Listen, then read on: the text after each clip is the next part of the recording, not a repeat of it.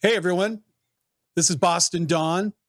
Welcome to Over the Bars with Boston Don. It's where I interview people and find out what their mountain bike story is to get you stoked on mountain biking. Today's guest is Adam Asdel. He is a freelance cinematographer, director, colorist, and more. Adam specializes in outdoor lifestyle branded content as well as action sports cinematography. Since picking up the camera at age 10, he found a passion for creation. 18 years later, his path has led him to work on international TV shows, multiple high-level commercial productions, an Emmy nomination, and a Polly Award. Welcome, Adam, to my show. Hey, Adam. Hey, Don. Thanks. Thanks for having me. Hey, no problem. I'm super stoked to find out more about your life, your passions about creation and mountain biking. I know you said you picked up a camera at 10. How did that even come about? Actually, it was, I believe it was my friend at the time. We were all got into skateboarding, and I used to compete in little skateboard competitions and stuff as a kid. And that was the first action sport I actually got into. And he had this little video, just like, I can't remember the tapes that it took, little DV tapes or whatever they're called. And we just went out, and we lived in this apartment complex, and we'd just go out and make little skateboard videos with that. And I just, was really stoked on, I liked being in front of the camera, obviously doing tricks and stuff like that, but it was being behind the camera and getting the shots that really, I found my passion for. You were excited to do that with your friends, of course. And at 10, you were doing skateboard tricks and actually directing your friends on what tricks to do. I mean, it was kind of whatever tricks we could do at the time. Yeah, 10. It wasn't anything too crazy, but I think we were pretty decent for our age, so we made some cool little videos for sure. Unfortunately, I have no idea where any of these are. So What? Are you serious? You don't have any of that saved anywhere? I think we might have a mountain bike video like on YouTube somewhere we made probably 14 15 years old when we all first started getting into downhilling and all that stuff. I think it's somewhere on YouTube, and it's like shot like 360i or something like that, very pixelated. Yep. Yeah, it looks like a fun. Fisher Price camera, the old Fisher Price cameras that they had in the, well, you wouldn't know because you're too young, but so you're taking videos with your friends, and you do this like on it every day. You guys are going out and skating around and making these videos. Were you having like watch parties on the weekend? Well, I don't know. Yeah, I mean, we'd like show our parents and stuff like that, but it was nothing ever too crazy. But as far as it wasn't just making videos, but it was just going out every day. Like, I remember living at the skate park until 10 o'clock at night. I grew up in a small town called Telluride in Colorado, and Familiar? it was it was one of those towns where you could stay out till 10 11 at night, and your parents really weren't that worried for you, other than, are you going to get up and go to school in the morning? Right.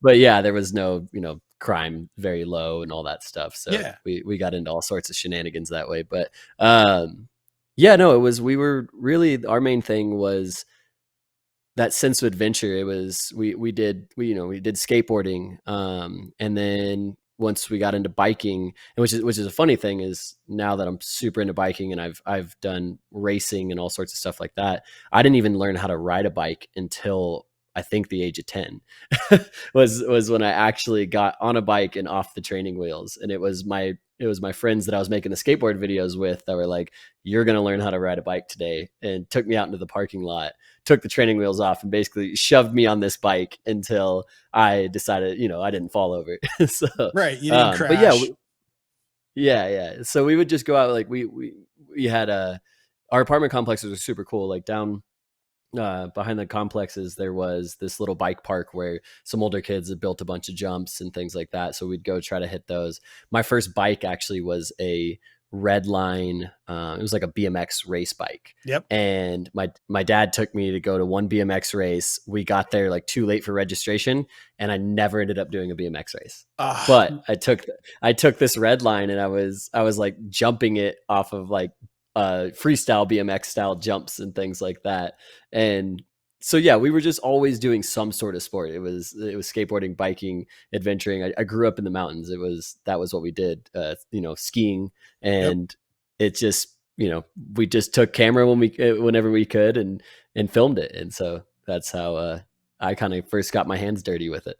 So what did your parents think about this? At the age of 10, and as you grew up, that you had a camera in your hand a lot of the time. Were they supportive of this?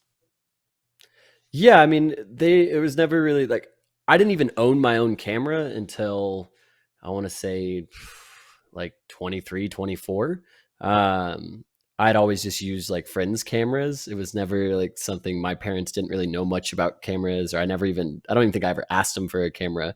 Uh, but what my dad did was he was super supportive in any like of the action sports that I wanted to do. He Yep. got me into, if I wanted to go skiing, he made sure I had a ski pass. And I didn't grow up super wealthy, even living in Telluride, which most people, they Yep. hear that and they're like, oh, must have had a bunch of money. But Yeah. there's a different class, that the people who take care of the ski mountain and things like that. Yeah. So, I lived in some apartment complexes, and so yeah, he just always did his best to make sure I had some sort of bike, or make sure I had a ski setup, or make sure I had a new skateboard. If I cracked my skateboard, he'd make sure he got me on another one. Or if there was a skateboard competition, he'd make sure to get me signed up for it. Like, he was Wow. very supportive in that way. And wasn't able to, put me on the road or anything like that Right. financially, and go out to these big, like, I had friends go to ski camps and things like that. And I never really got to do that, but I always did have a ski pass. I always had ski gear and skateboard gear, biking, whatever it was. Yep. If that's what I wanted to pursue at the time, he made sure I had something to at least go out and try it. So That's fantastic. A lot of families, uh, they don't have the means to do that, but they do their best. mhm. Yeah, And it's awesome, and some people don't even have families that will support them in sports, or they just don't think about it. And so that's awesome that you had a family that did that for you. My yeah, parents took me to my BMX races when I couldn't drive, because I used to race BMX a long time ago. And it was always, they would drop me off and then come back and pick me up. They didn't stick yeah, around and watch my races. I don't know why, but they didn't want to watch it, I guess. But yeah, they were supportive. I had bike parts as well, and was able to do that for quite a while up through high school. And so, did you, like, what was your like, did you go to college and study filmmaking, to make a career of it, or how did you get into it? yeah. No, actually, I didn't go to school for it at all. I left high school, barely graduated high school, not because I wasn't good at it, but because I just didn't go. Right. You Yeah, wanted to kind of. ski or skate or Yeah, bike. we ditched a lot of class and lived at the ski mountain, and are just getting ourselves into trouble. But I finally figured it out senior year. I was like, oh, I do want to graduate, and pulled my shit together. Yep. And then ended up from there getting into sales, for Verizon.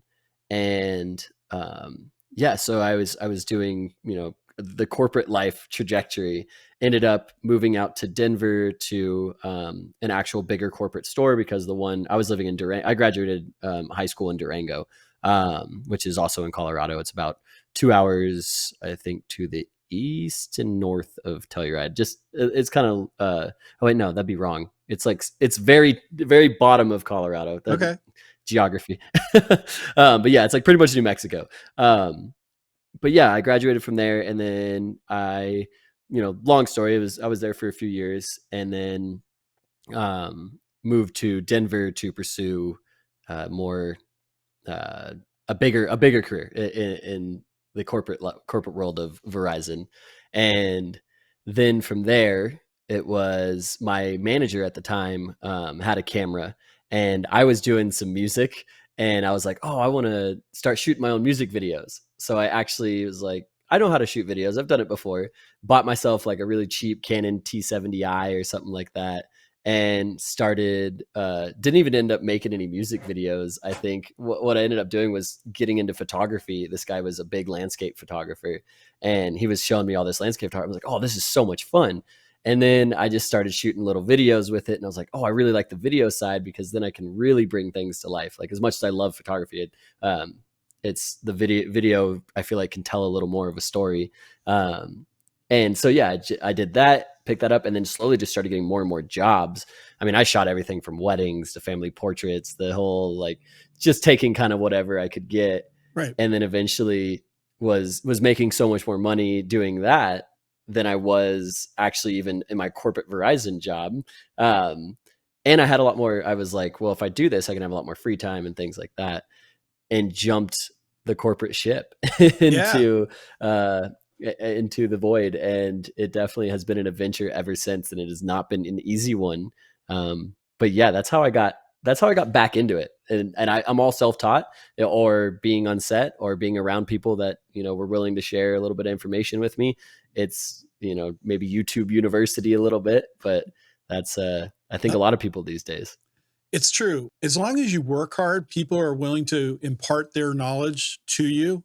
So if you Yeah. worked hard on any, photo set or video set, film set that you were working on, I'm sure, your personality seems very outgoing. So you probably gelled with a lot of people, and they were probably more than willing to, help you on your way to bigger and better things, I'm sure. Yeah, it's never been, the biggest thing is people come up to me and they're like, "Oh, how have you, I've only been doing this for 4 or 5 years," and I've had people be like, "Well, how did you get this far? How do you, own a red camera? Did your parents buy that for you?" Or like things like that. People always ask. I'm like, it was really just going out and networking with everyone. Me and you met from being at we'll have to talk about that story for sure. Of course. We'll pass that one off. But it was just talking to everyone that I could in the industry, finding out who are the guys in the local industry that are working. How can I get on set with them? How can I set up a meeting with them? It wasn't even, it's just, hey, can I take you to coffee and pick your brain a little bit? Or, and then I had this is actually the biggest thing, was I had this idea to kind of fake it till you make it. Mhm. And what I would do is I took that little Canon T70i that I had, basic little DSLR camera. Yep, I know what you're talking about. Yeah, I rigged it up with an Amazon shoulder rig that had a matte box and a focus pull. I made the thing look like a big camera. And to anyone who knew what was, in the film industry, was like, this guy looks ridiculous, kind of. but like, clients would see me like on the streets, or like I'd be out filming something and people would be like, "Oh, wow, like you've got a big camera, you must know what you're doing," kind of thing. And then people would be like, "Well, who's your company?" And I would say, "Oh, I own this big production." I'd always say we. It was always just me, and I would say, Right. "Oh yeah, we make videos and we can do this." And so I got a bunch of jobs just, making myself sound bigger than it is. Or and then what would happen is, if I did get a job that was a certain level, then I would actually hire someone better than me, bring them on the set, and then I'd be paying them to learn from them. It was that way. That's Yeah. absolutely fantastic. Scrappy, And then I got man. it was, and then I ended up, I invested in this. This is a crazy story. I don't suggest anyone trying to get into the film industry. I mean, I guess take your risks, but I booked this music video, and I wanted to shoot it in 4K, and I'd never shot on like a real camera before. Like, it was all doing the Canon stuff. And Black Magic had just come out with their Ursa 4K, and I found one. I think it was like $2,000 or $3,000 at the time. I can't remember, but it was like the Ursa Mini, and I took out, because my credit, I had ruined my credit doing some dumb stuff really young. Yeah, of course, And we all do. yeah, and so I had really bad credit score, and I didn't have anybody to sign for me or do anything like that. So I took out, it was like a 220% interest loan or something like that, to buy this camera, because I needed it the next day, and I knew I was going to get paid by these guys. Well, actually, I didn't know. Who knows? They maybe wouldn't have paid me, but I knew that I would make just enough on this video to pay for the camera, but I needed the camera to make the video. Right. So it was, I took out this massive loan. I ended up paying it back the day after they paid me. And I was still, I think I ended up paying like $100 in interest on top of it. Like, it was like that crazy of a That was thing. your But rental fee. it was like this. Yeah, yeah, exactly. And it was just taking these. And then what ended up happening is that camera, I was out shooting another event downtown, and I had this director come up to me and he's like, "Hey, we shoot our new TV show on these cameras. We're looking for more camera operators to be on this show." And I was like, "Oh, sweet." So from taking this crazy risk, getting this camera, and just to shoot this music video, 2 months later down the road, I landed a TV show gig, which I shot for the next 2 or 3 years. What was it? And that's a long story. It's called The Lifted Life. It was on NBCSN Sports. It was it's about, they basically take these trucks and build these crazy builds. And we've had like Von Miller from the Broncos, or like the guy from Gold Rush. It was like something you'd see on Discovery. It's on NBCSN at the time. And I moved up from camera operator to ended up directing and DPing a whole season pretty much by myself. So that's awesome. That was pretty cool. And yeah, so it was a big adventure from that, but it was, I took a lot of risks. I was buying camera gear on credit cards and things like that. And I was like, looking back at it now, I'm like, I can't believe, I would not suggest anybody to do that, because it took a lot to, dig myself out of that. And I guess it's the same as people, they go to school and they take out loans. So that's right. Like, you did yeah. it perfectly, man. You did it your way. And that's, you learned so much in that time frame, of getting that Canon T7, whatever it was, to getting a red camera, or a Blackmagic camera. You learned so much. So that was your university knowledge, and not a lot of people are able to take that leap.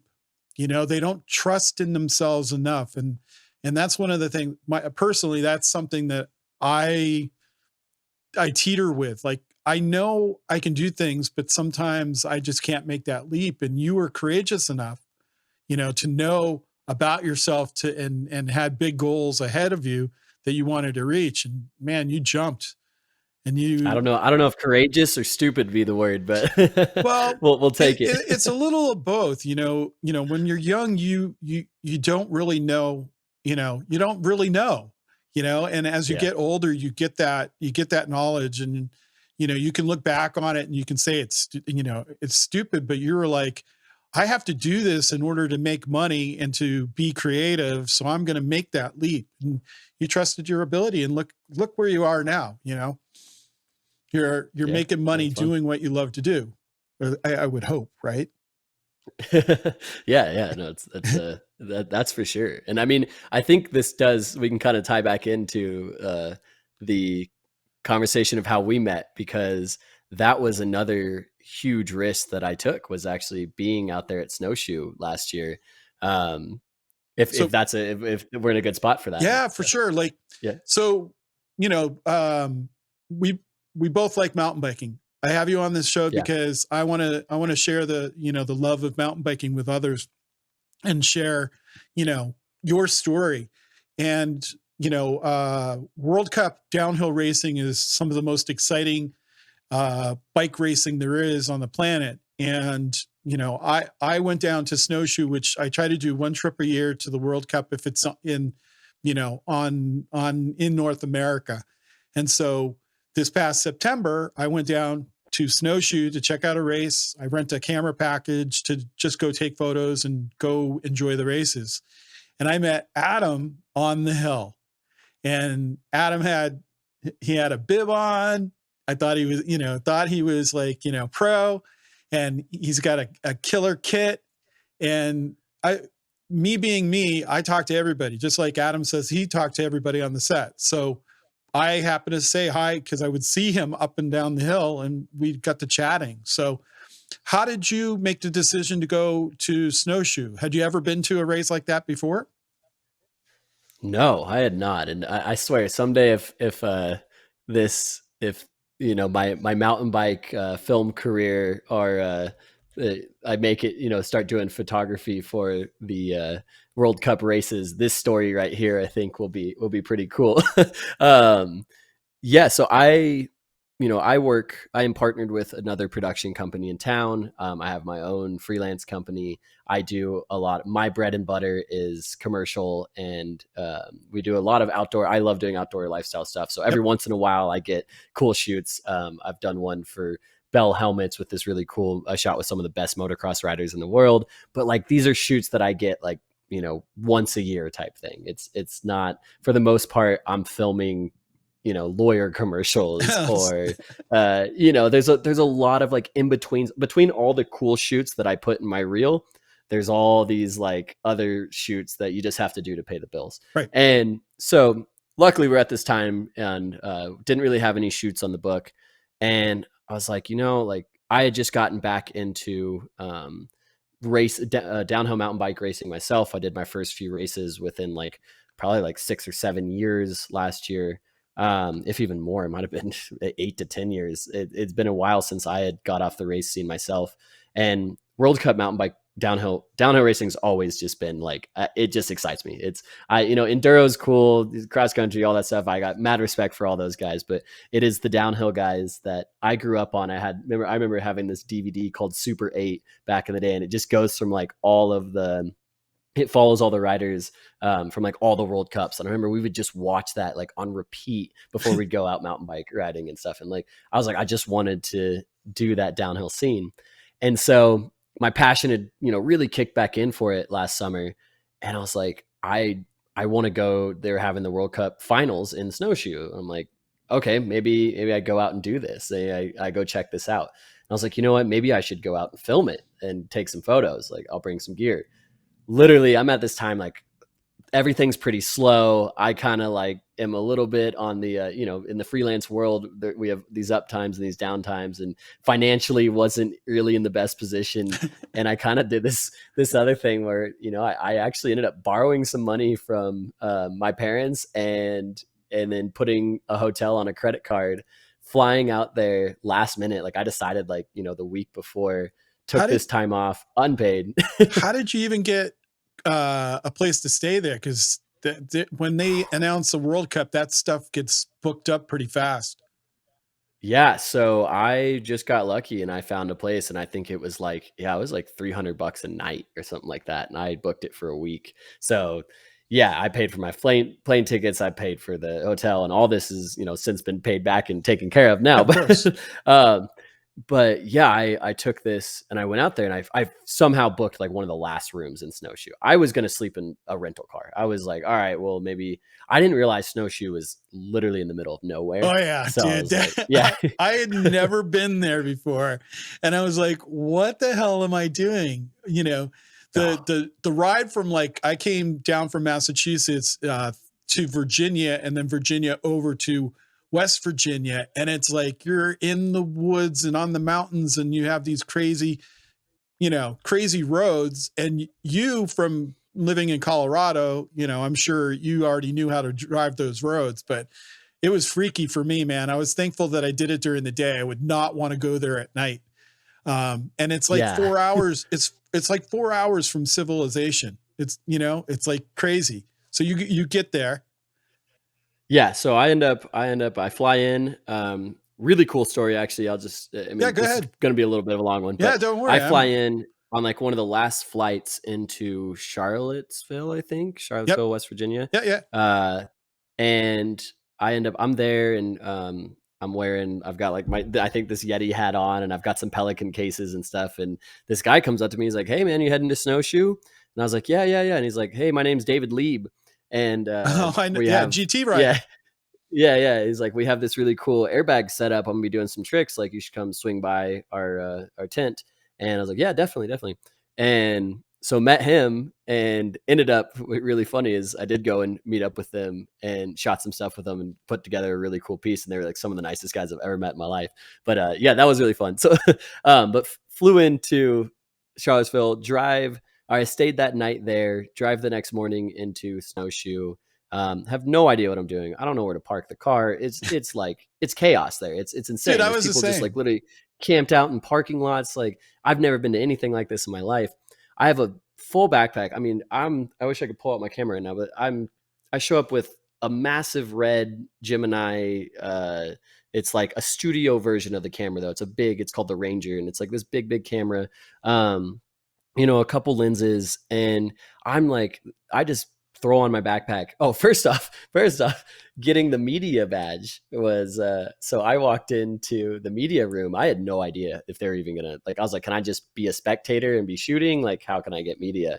And I knew some of the guys at Commensal here in Golden, and because I had gotten my bike from them that summer that I was racing on, and they were like, it was right after COVID, and they had all these backups and shortages. Yep. And so I was calling them like every day, like, hey man, where's my bike? Hey man, where's my bike? They like knew me by name. Yeah, I swear. of course. Like, By the end, if they listen to this, they're like, yeah, no, Adam bothered the hell out of us. But now they kind of know me. So right. I was like, hey, and wow, I'm missing pieces of this, so I have to kind of step and backtrack. I'm sorry for anyone who's listening. They're like, this kid's all over the place. But That's all right. how I actually, the last minute decision did get decided. It's all coming back to me now.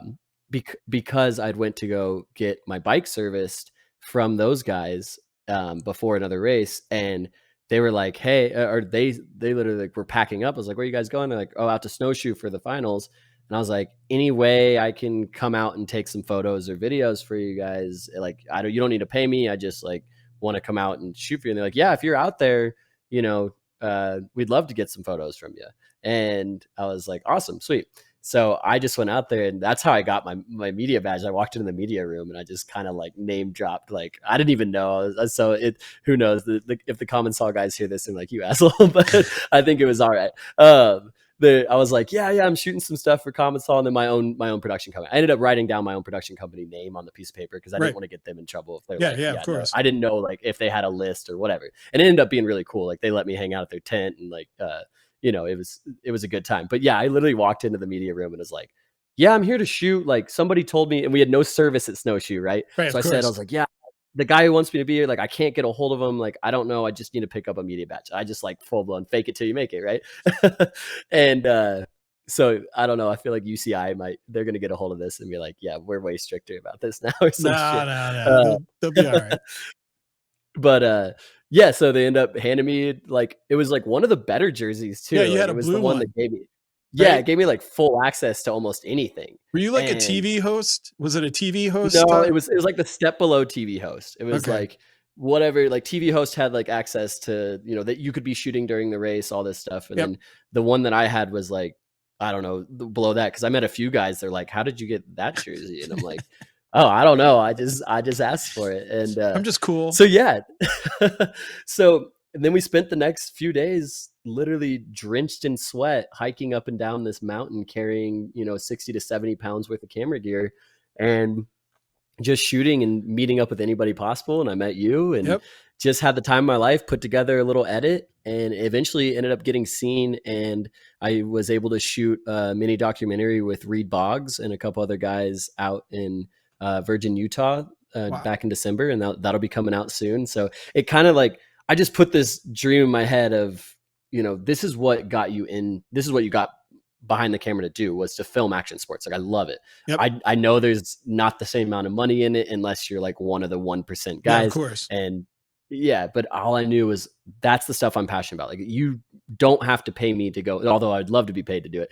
It's I would go out if someone says, we got a pro level mountain bike rider, we want to shoot an edit with you. Like, how do you get me on board? Like, I'm there. Like, that's what it is. It's not like the rest of the stuff I do where it's now become a job and I'm a little less excited about it. I'm like, this has ignited my passion again, back into the video, so I'm really trying now to do more of that stuff, and hopefully it turns into paid work. And if it does, cool. If not, I'm going to keep making it because that's what I like to do.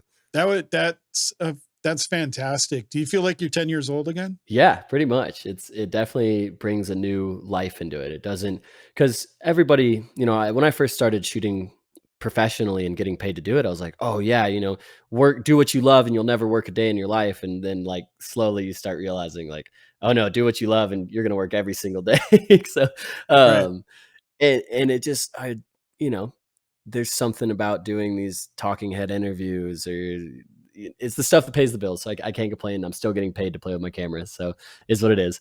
But there's a lot to it that just isn't, that's like, this isn't what I want to do. Like, I would way rather be filming action sports and things Right. like that. So it really has brought that life behind the camera back and made me rethink how I'm going to approach the rest of my career.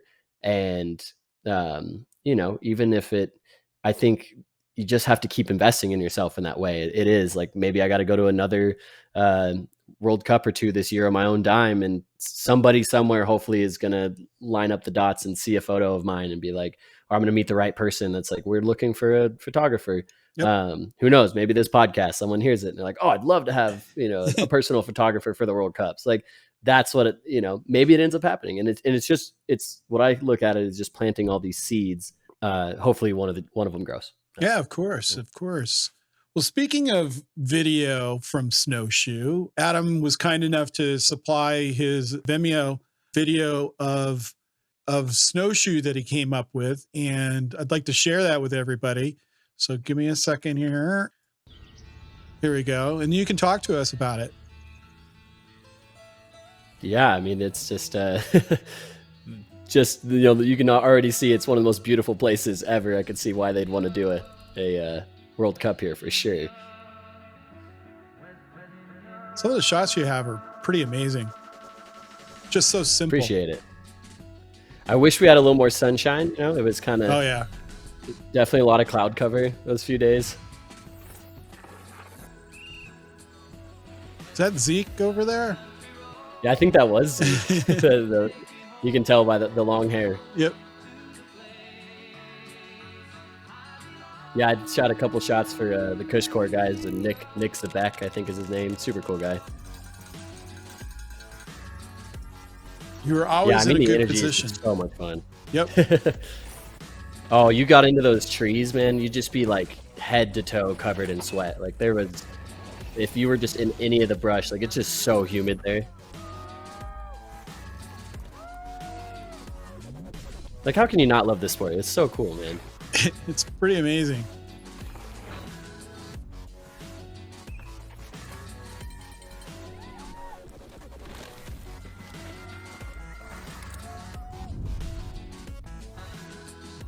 That jump was a lot of fun to hang out. That was like right at the top.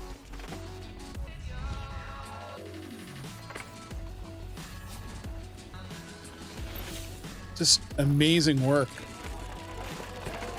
That right there is actually supplied by Nick Zabek. Right? I hope I'm pronouncing his name right, but I met up with him, and we missed the whole after party out in the pits because we were both just editing all of our photos from the finals. That's funny.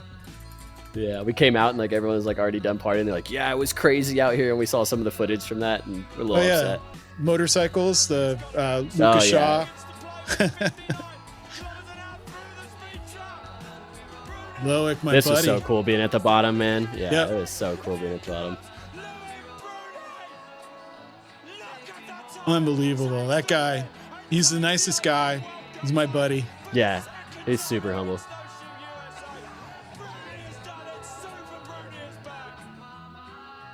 Brilliant video. Getting the camera a little covered in champagne, taking the risk for the shot, Yeah, of course. Yeah, the energy right here, and everyone just right at the end, everyone's singing it, man. It was such a cool thing.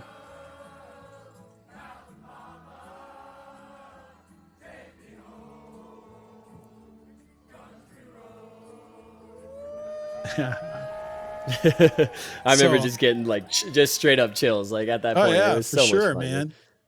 That was awesome. You definitely have a skill. Definitely, you're very skilled. You have a great eye. And what was cool is that you got the action on course, but what you also got and what you brought into it was the people, the atmosphere. You brought the atmosphere into your video, and that was sublime, just awesome.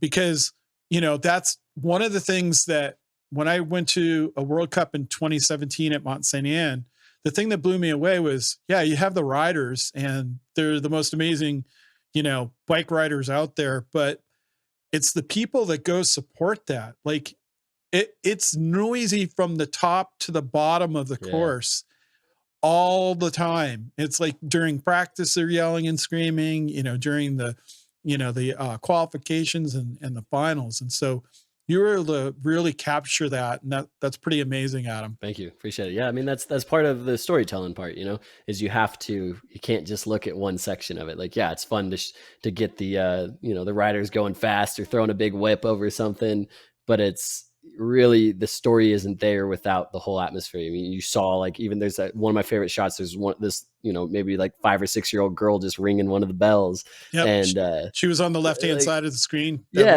And like, that's the energy. Like, you've got, whole families there really enjoying this. And then there's this one section that I loved it. There was like, they had a whole band playing, a guy with a saxophone, like they were, the whole chainsaw thing. People were just going wild. Like it was, it was hard not to have a smile on your face the whole time. Like, I remember just being absolutely exhausted at the end of my days, and just like still, like, some of the hardest days of work I had put in for, I was paying to be there. Yeah, and of course. I still, like, the energy was just, it was worth it. Like, at the end of the day, there was no, I wasn't upset about anything. Yeah. Every time I saw you, man, you were always smiling. I'm sure if you saw me, I was probably smiling too, talking to anybody about anything, just being soaked up in the fun. Yeah, for sure. So I know you were kind enough to share some photos, and we'll go through some of those. So this was like middle of mountain, if I'm not mistaken. Yeah, this is the first race, because remember, Snowshoe was split. They did 2 races to make up for that one. Yep. And this is the day I got in. I didn't even realize that this was actually going on this day. So you got in on Wednesday?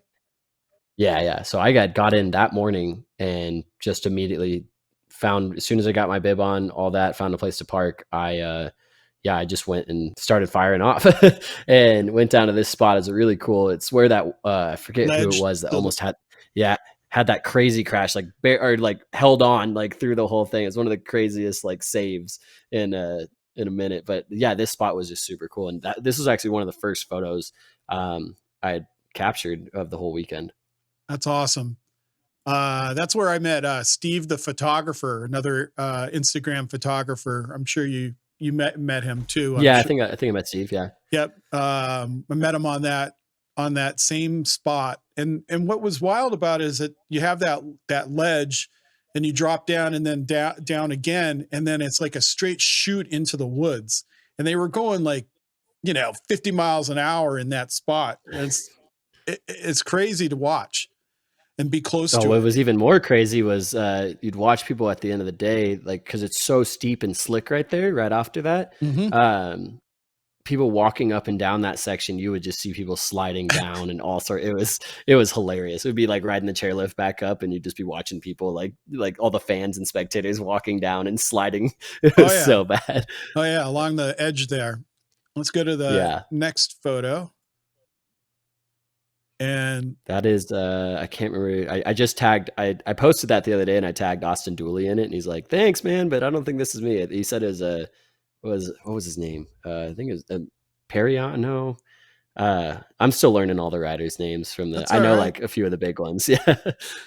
That's that section there when they're jumping through the trees was pretty cool. Yeah. So I just basically took a 14mm fisheye lens, got, I'm sticking my hand out over the tape, got really low, wasn't even looking through the viewfinder, and just kind of firing away. I found this angle that I knew would work, and got a bunch of good shots from that section, but definitely one of my favorites. And as you can tell, I wish we had some blue sky over in the right hand side. Just it's you can tell that it was just this cloudy day, but it was fun. It was such a cool spot, being right there watching them thread through the trees. Oh yeah. Let's go to the next photo. I believe this was taken right after she crashed. Like, on the straight, on the straight, and then she's coming through the woods after it. Yeah. So right when she was just in that section. Yep. And she was taking that, she was gonna take it home, but it's just washed out. Like, oh man, I couldn't believe she got back up, and still I think she ended up with like 7th place Yep. win, and then it was like 2nd overall. Yeah, she's an incredibly fast rider and like no fear. Have you watched the new Commensal No, documentary, This I Is have Us? not. Oh, it's good. I need. Yeah, I it's cool. have it. It's all subtitles. It's good. I have it set up as a tab on my browser window that I need to hit. Yeah. And this looks like a Commensal rider. Maybe. Yeah, No. this was right over top of the last. Yeah, it is. I don't know who, but it's right over that last bridge jump Yep. as you're coming into the finish. I just kind of sat there, and I had never. So honestly, this is my first time ever shooting downhill mountain biking. I'd never shot any mountain biking actually before this, and I'd seen these whip pan shots. Oh yeah. And so I'm shooting. So just to give everyone perspective is, I was there with my red camera and got some good video for sure. I was shooting on a Canon 5D Mark III, which is, probably 7 or 8 years old now for photo. My shutter is like 5 frames a second. You got all these guys on 1DXs, and I definitely see where having the faster shutter would come in so much handy. So it was, I was just learning. There's a lot of missed shots especially the first day. Trust me. Like, it doesn't have the best like auto tracking, any of that. So I had to learn, like when to click and when to, and doing these pan shots was so much fun. There's a lot of really good ones that I got, and there is way more just absolutely horrible ones. So it's fun to get them. Like this one, obviously you can tell is still a little bit out of focus in certain areas, but it was just like, I don't know, there's something about these shots. I love the movement speed. in them. You like the speed. Yeah. You can see it in the photo. Just cranking along. It's pretty amazing. Wish mine looked that good. Yeah, this is right at that like where they have the triple, and it's like coming right as you're coming at the end, coming out of the woods. Yeah, so much fun. I'm super into, like, I want something in the foreground. I like creating excuse me. I like creating layers in my photos. I come from a landscape photography background. That's like how I started off doing photography, and I don't want the writer to just be like always the main focus. It's like, how do you tie them into the landscape? Because I think especially with downhill mountain biking, like you're riding on this crazy landscape. Like if you don't showcase the landscape, you're missing a big piece of it. And this just really shows, they're hauling ass through these trees like this. Sure, sure are. Yeah. And anything can happen. As we know, the young lady from New Zealand that crashed in the finals. Jess Jewett or something. I think that's It's too bad. But she's back riding again, even after that bad crash that she had. So here, I don't understand. Like, did you get there when they had the potato chip before they had this? It was like they had a weird, like, it was like it was dirt, and then they jumped up, and then a ramp over this. It looked like a potato chip kind of feature. And oh no, I don't know if I ever even saw that. On the first day, they were like, all the pros are like, "What the heck? That's not a World Cup jump." Oh, really? Yeah, you'll have to investigate, like Pink Bike, look up the race on there, and I think they have some photos of it. It was just a really weird feature, and I was like, that's not going to work. And then they ended up tearing it down and making it a tabletop. Yeah, this is I think on the final. This is like as the final race. One of the Atherton team, it looks like. Yeah. Mm-hmm. Probably Charlie maybe. Hatton. That kid's fast. So this is actually part of this is some shots we got from that documentary that I have coming out. It's not so much a documentary, it's more like just a kind of really cool cinematic mountain bike edit for 7 or 8 minutes. So and when is that due out? I think next month we'll have everything wrapped up. Well, that'd be cool. Yeah. We'll have to take a look at it, or I'll have to take a look at it for sure. And then it's cool. This is Logan Schreck. He's part of the In the Hills gang kids that just, like, these young kids that absolutely just rip. So super fun. He grew up in Durango as well, and I'd never really known him, but my friend who lives there still, he's like, yeah, you need to check out this guy. And when I was getting people together to film this video, he came across my mind, so we made it happen. We brought him, Dylan Lamar from Common Sol, and this other kid, little younger kid, like I think he's like 14 or 15, that Logan knew, Khalil. He's absolute ripper. And then Reed Boggs came out and joined us and helped us, find all the cool spots, and Yep. showed us a good time. So big ups to him. He's one of the most humble, cool dudes I've met, for sure, for being as good as he is. So Will we see this kid in Rampage anytime soon? I don't know if Logan's a rampager, but maybe sometime. He definitely, I think he loves doing the big tricks and stuff. I don't know if he's ready to send it down the 30-40 foot cliffs after we all went and stood up there, but Oh yeah, I can't imagine. yeah, I mean, he is absolutely, this guy, he's very talented on a bike. And yeah, I would love if hopefully he makes it to Rampage, because then I'll come out and be his personal photographer. So of course. that'd be cool. See, Yeah. you're working it already. And More then photos. that's actually Reed Boggs right there. Wow. Doing again on a 14mm, just laying down behind the jump, and him just kicking up a massive whip over top. So much fun. I bet, for sure. And then this is a beautiful photo. Yeah, so this is actually probably one of my favorite photos from last year. And it was actually shot by one of my friends who I brought out and is kind of newer to camera stuff. And I put the camera in his hands and kind of just put it in an auto setting. Mhm. And he shot it. And then I was like, this is a cool shot. And I went out and I edited it. So editing is one of my favorite parts of the photo process. Of, if you look at the raw photo, it's like, yeah, it's cool. But then when you really just like pull out all the details that were in the photo, color grade it. yeah, it just was like, man, this came together. So yeah, it's a collaboration with this kid, Gian Salzillo, is a super talented skier. And yeah, I brought him out. I was like, he's always wanted to come help with camera stuff. He was one of the kids that I grew up filming all the time. Oh, wow. And yeah, and he's always kind of had an eye for the camera stuff as well. But he kind of reached out and was like, hey man, if you ever want to film some stuff, like let me know. And told him about this project and brought him out, and was going through some photos at the end of the day, and was like, dude, this one's sick, and ended up editing it and became one of my favorite photos of the year. So. Is that stormy sky? Is that real? Yeah. Oh yeah. So it's all, it's a little Dramatic. dramatic. Yeah, but, but yeah, unfortunately we only got a little bit of sunshine the 2 days we were filming. And so we kind of ended up embracing the more dramatic look for the film as well as this. So yeah. That's cool. Wow. I'm excited for you to see what what comes about. It seems like you got it. You got your shit together. I don't know if I go that far, but some days more than others. Yeah, I mean, I definitely know that what I can do and what I can pull off.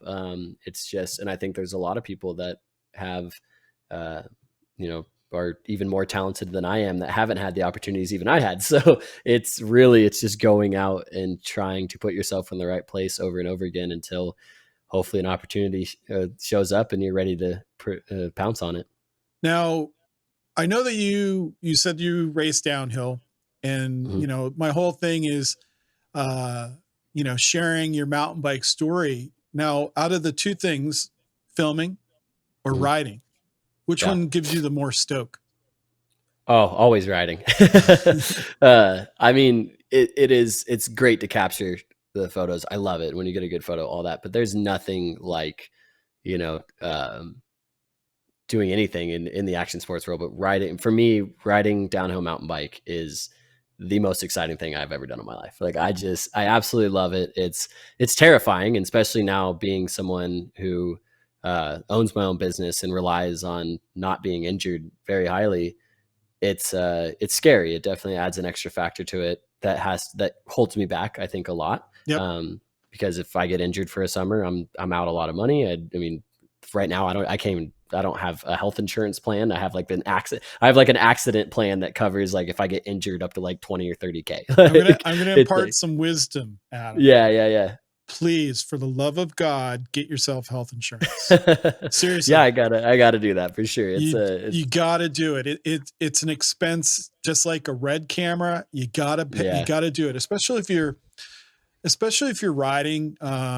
You're riding downhill. You're probably doing like it, all mountain type riding as well, right? Oh yeah. Yeah. Okay. I At 30 years old, I got back into BMX racing or BMX riding. I wanted to race some nationals, and I went to a track on Cape Cod. Never been there. Hadn't been riding that much. Went over the first jump and went over the bars and broke my collarbone. And I had health insurance that time, but I moved to California a year later and broke it a second time. And I had to have Wow. it surgically repaired. And at that point, I didn't have health insurance. And so thankfully, my family was able to help me out with that. And since then, I've tried to carry health insurance because, if you crash, like you said, you own your own business. And if you have no way of making money, you're going to screw yourself. And so, the risk taking, you don't want to risk your life. And that's one of the things that when I go ride, I like to go fast. I don't jump very well, but so I'm more careful than maybe most people, are when they're on a bike. But get that health insurance. Hopefully by the next time I see you out in the world, you'll have health insurance. Yeah, Um, yeah, so you like downhill. You enjoy racing. Have you done any like national events here in the States? No, I was registered for, well, my first races, I was doing the Mountain State Cups back in the day, Yep. and a few other things like that. Last year I was racing, I just did some local races. That's when I got really back into it. I did my first race and it was like instantly hooked on it. Of Didn't course. do so hot, like realized how out of shape I was. Yep. And it was really cool because it got me driven. I ended up getting a personal trainer and, Wow. picking up a workout routine, getting into all this shape. And like I ended up doing the same race. They have two different ones throughout the year, and I did the same race, and I moved up from it was like 14th or 15th place and got a 5th place finish at the end of the year. So Can't it was beat like, that. it's nothing crazy. I don't race professionally or anything like that. So, No. and then I did my first enduro race, the Big Mountain Enduro in where I grew up in Durango. And it was one of the gnarliest races I've ever done in my life. Like, I mean, I wanted my downhill bike. They redid the World Cup course from back in the day. Yep. And it is one of the gnarliest, just like steep, loose. You're just going down things like you have to hit this like 90-degree corner into this like 5 to 10 foot drop, depending on how deep you take it. And then it's just like no brakes into another berm. And And it that was was an just like, enduro course? it was an enduro course. And like I heard like there was one day there was like over 15 people carted off the mountain with injuries because of just like the level of riding that was there. Like the pros were all like, hell yeah, this is awesome. But I talked to a lot of people. What they ended up doing was allowing people to skip sections of the race. Yep. And you'd basically just take a minute off of whoever didn't finish it. Yeah. So I got hurt on the first day. I took 2 crashes on the World Cup course. At the end of the day, it was my final run, and I was just absolutely exhausted. I was like, or it wasn't even my final run. There was one after that, and I took 2 crashes, and I was like, man, I'm gonna sit this next one out. I'm just like, I'm not here to get injured. Woke up the next day, and I was like, well, I'm just gonna, even if I have to walk sections of this course, I'm going to do it. And ended up still like, I mean, with all the injuries and people that just bowed out, I think I ended up like halfway through the pack of like, like That's not 25th bad. out of 60 people. So it's like, and I'm enduro riding is not my sport, man. I hate going uphill, and I swear I do it. There was a moment I was doing it every single day, and I still just don't get used to it. Wow. All the power to the e-bike guys. I might have to be one soon. So. Yeah. I actually signed up for EWS 100 at Burke Mountain in Vermont. Yeah. I am the heaviest I've ever been in my life, which sucks. And so I've got a lot of work ahead of me for the next 5 months, but I am going to do it. I don't know if I'll survive, but I'm going to do it and go there. And hopefully I'll be putting it together as video. I'll keep video track of it and then putting it on YouTube. My journey to fun. Burke is what I'm going to call it. When is that? That's in August. It's Nice. right after Mont Saint Anne, so it's the weekend after Mont Saint Anne. Nice. So I'll be at Mont Saint Anne, and then I'll go to Burke, and Yeah, I hopefully, was gonna do the US Open last year was yep, my that was kind of my big grand finale that I was gonna hit. And it's like, all right, I'm gonna go do a big race, and they ended up getting canceled. So yeah. all the fires. I don't know where it is this year. I want to say Yeah, they moved it. I think it's That Killington is again. Killington. Yeah, Yeah. it is Killington. Yeah. I don't know what the I'll be date there. is, but you should definitely, if you have a chance to go to it, if you Oh, I'll can. be there. That's the game plan. Well, I'm gonna redeem myself from not getting to do it last year. I'm excited, and Well, I'm gonna that's bring cool. the camera as well, so I can hopefully get some photos of the Yeah, pros and depending things on the like that. date, it might be a good time where you'll see World Cup pros there as well, like more. Yeah, yeah, I know the last time that Killington had it, I think it was 2018, maybe 2019. They had a lot of World Cup guys there. I know Win Masters was there, and a few others. So it'll be a yeah. good opportunity for you. So mountain biking, you love it, and how do you encourage other people to try to jump into it? Do you talk to people about it? Well, I think what's really cool, and this is because especially like where like I don't have a huge social media following or anything like that. I've got like Don't worry, you're 2,200 going people or to. something like that. Yeah, yeah. But the followers that I do have that do, they most of them are all friends and things like that. They, I had a lot of people after the World Cup, and I started posting nothing but mountain bike photos. People were like, half the people were like, "What the hell is this?" And then there was the other half people were like, "What is like this is cool. This is awesome." And were telling me they loved all the mountain bike photos and things I was posting. And then I started, throughout that summer as well, I was like posting videos of me riding and things like that. And I had a lot of friends get really interested in it. And I've had few people that I've met along the way here in Denver pick up bikes and go ride with me. And, or like people ask me, I have people all the time like, "Oh, you're so much better than me." And like all this, you want to go ride? I'm like, dude, you have no idea the level of riding there is. Yeah.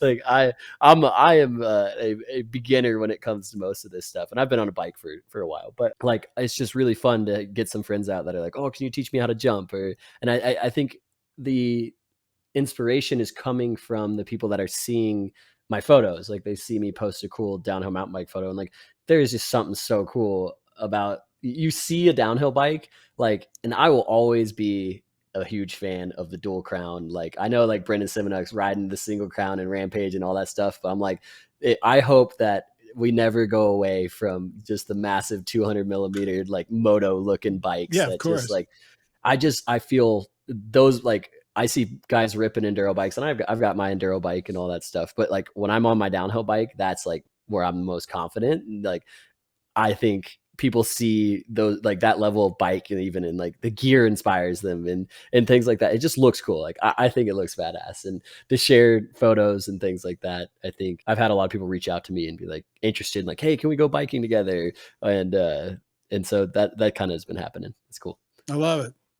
Yeah. Well, Adam, this has been a really cool interview, and I thank you for your time and your stories and your enthusiasm for what you do, because it's showing on the on the not the lens, but it's showing in your photos and in your video how how how you love making the content. Like your love shows through, and I I'm psyched that I met you at Snowshoe, and I hope to see you again sometime this year, later this year, wherever it'll be.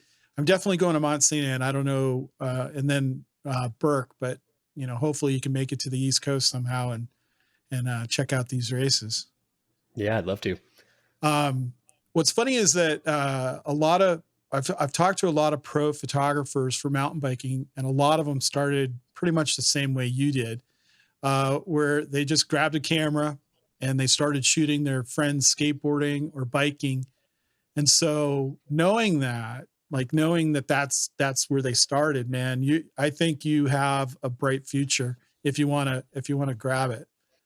And if you get out there and you just work hard like you did at Snowshoe, I think you'll receive the benefits from that, when you share your photos and video work.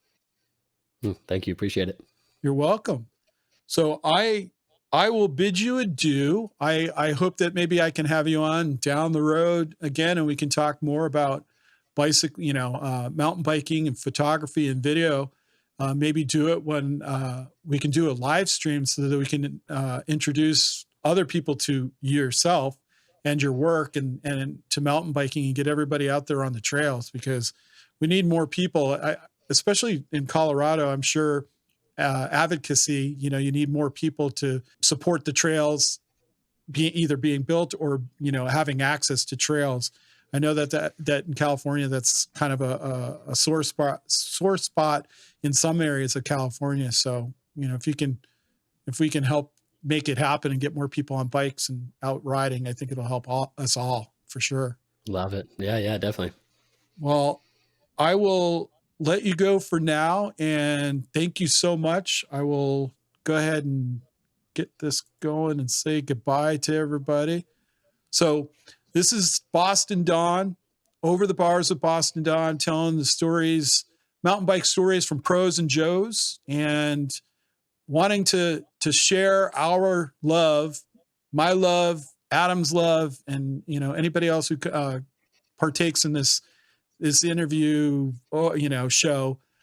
We can share that with everybody and hopefully get you guys out on the trails. So thank you so much for watching, and you can click subscribe at Over the Bars, or no, BostonDonMTB on YouTube, and also Instagram there. Wow. So Adam, that's your Instagram. So please, everybody, go check out Adam's Instagram. He's got some killer photos, and you can follow him there and, check out what he's doing through this year. Boston Don. So thank you very much for watching Over the Bars with Boston Don, and have a good day.